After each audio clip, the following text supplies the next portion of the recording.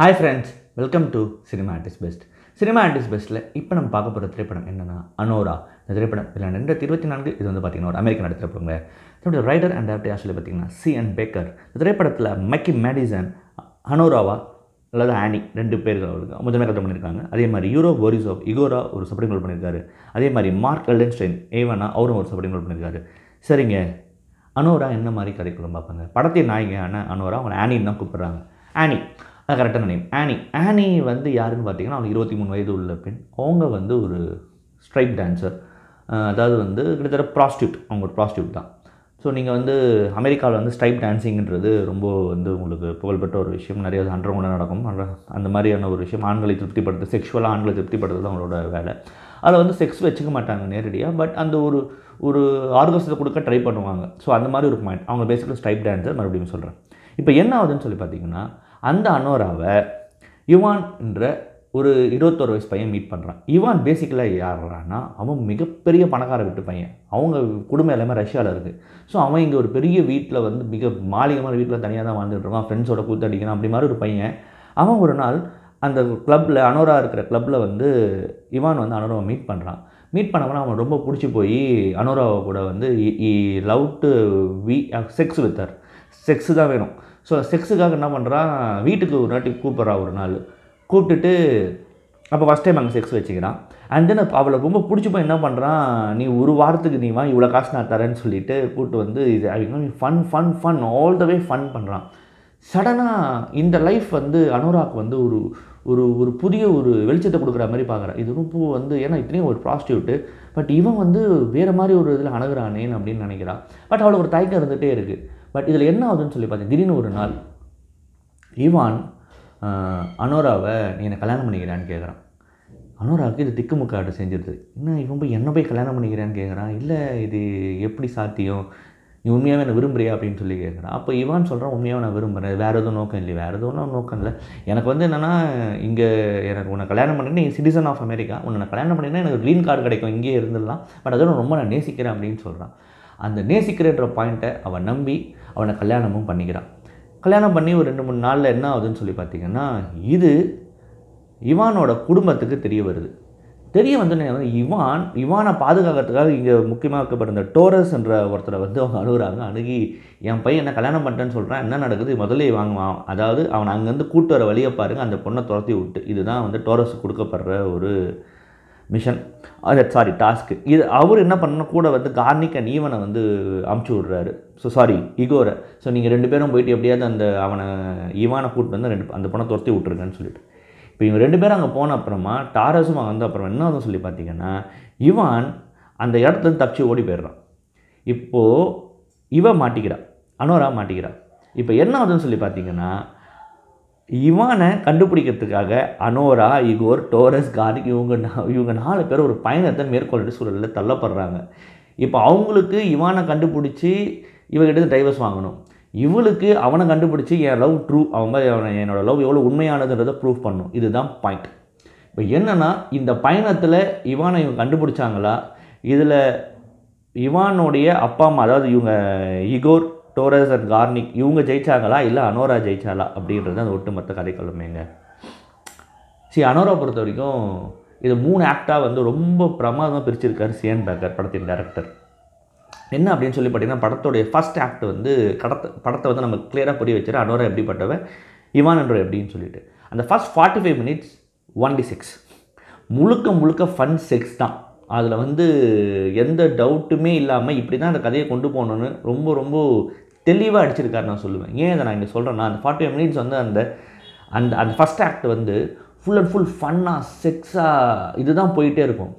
But எப்போ அந்த கல்யாணம் ஆன பிறகு இவங்க உள்ளே நுழையிறாங்களோ, செகண்ட் ஆக்ட் ஆக்சுவலாக அவங்க சீரியஸாக போய் எதிர்பார்ப்போம். That is where the director differs. Ivan காணாமல் போன அப்புறமா இவனை கண்டுபிடிக்கிறது ஒரு பாயிண்ட் இருக்கு, அது ஃபுல் த்ராட் காமெடிங்க. அந்த செகண்ட் ஆக்ட் மொத்தமும் காமெடி. நீங்கள் விழுந்து சிரிப்பீங்க. இது சீரியஸ் பாயிண்ட் மாதிரி தெரியும், ஆனால் சீரியஸ் பாயிண்ட்டில் ஃபுல் அண்ட் ஃப்ளெஜ் காமெடி பண்ணியிருப்பாங்க. அந்த காமெடி வந்து அட்டகாசமாக இருந்தது. கொஞ்சம் அந்த காமெடி வந்து அவ்வளோ அட்டகாசமாக அமைஞ்சிருந்தது இந்த படத்தில். தட் வாஸ் அந்த செகண்ட் ஆக்ட் தான் அந்த படத்தோட மிகப்பெரிய பலமாக நான் பார்க்குறேன். அந்த அந்த அந்த ஹோல்டிங் பாயிண்ட் காமெடியில். ஏன்னா it's not a simple thing to hold. இது மாதிரி சீரியஸான விஷயத்தில் காமெடியாக கதையை மூவ் பண்ணுறது வந்து it's not a simple thing.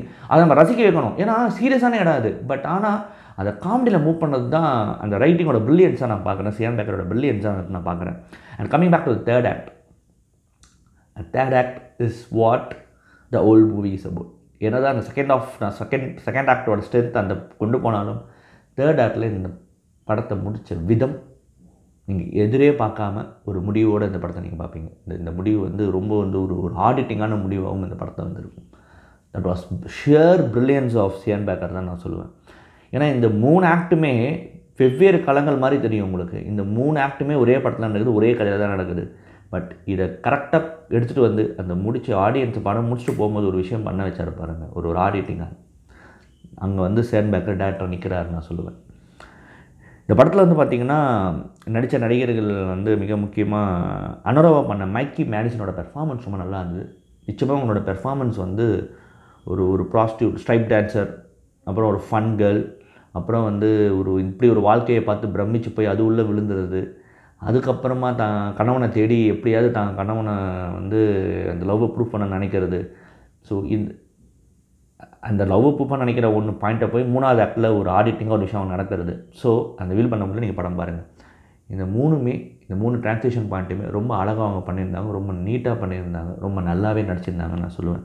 இந்த படத்தில் வந்து மற்றவங்க வந்து பார்த்திங்க, இவானா பண்ண மேட் எடிஸ்டன், அந்த சின்ன பையனை 21 வயசு பண்ண அந்த ரஷ்யன் ஊழியனோட பையனை பண்ண வந்து சூப்பர் பெர்ஃபார்மன்ஸு, ரொம்ப அசால்ட்டான ஒரு பெர்ஃபார்மன்ஸு, ரொம்ப நீட்டாக ஸ்வீட்டாக பண்ணியிருந்த மாதிரி இருந்தது.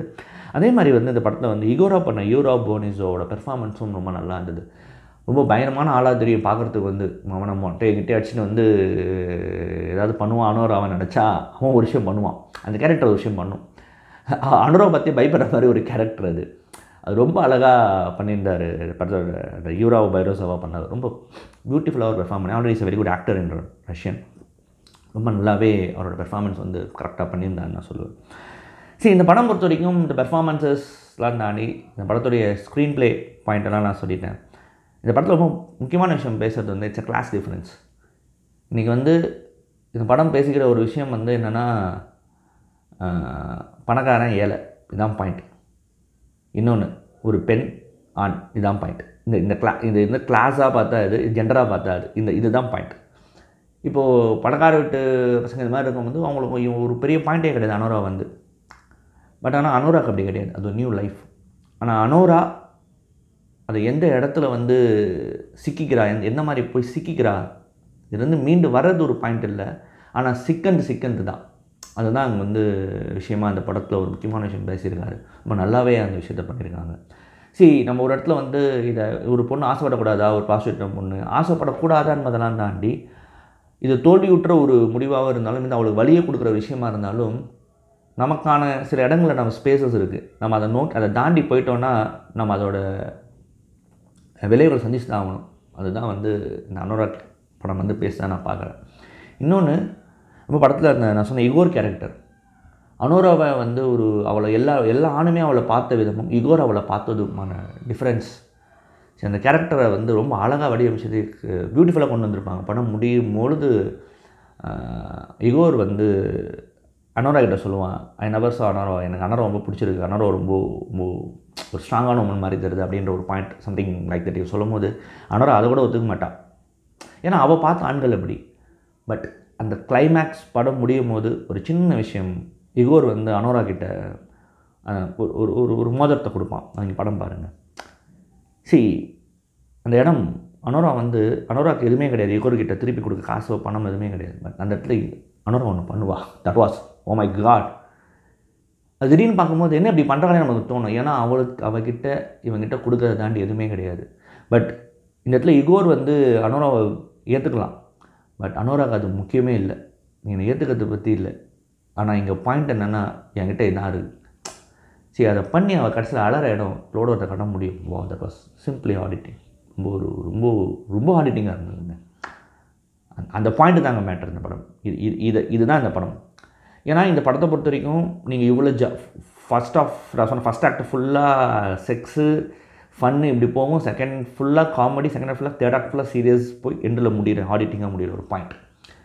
சரி, இந்த 3 ட்ரான்ஸ்லேஷனையுமே நீங்கள் பெர்ஃபெக்டாக கண்டிப்பாக நீங்கள் படம் பார்க்கும்போது அதை நீங்கள் நல்லாவே ஃபீல் பண்ணுவீங்க, நல்லாவே என்ஜாய் பண்ணுவீங்க.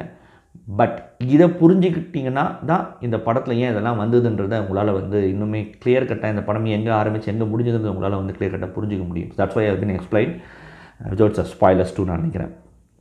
யா, சியான் பேக்கர் மறுபடியும் சியான் பேக்கரை பற்றி சொல்லணும்னா சொன்ன வெரி குட் ப்ராஜெக்ட். முன்னாடி ஃப்ளோரிடா ப்ராஜெக்ட்னு ஒரு படம் பண்ணவர். அண்ட் தென் ரெட் ராக்கெட்ன்ற படம் பண்ணால் அந்த படம் பாம்டியோருக்கு நாமினேட் ஆச்சு 2021. And now அனோரா.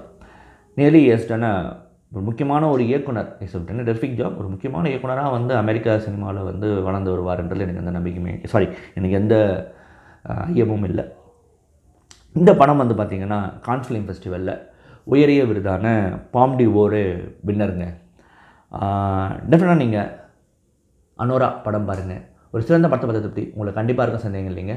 மறுபடியும் தரமான உலக cinema audio, region cinema audio, இல்லை ஷார்ட் ஃபிலிம் டே சந்திக்கிறேன். நன்றி, வணக்கம்.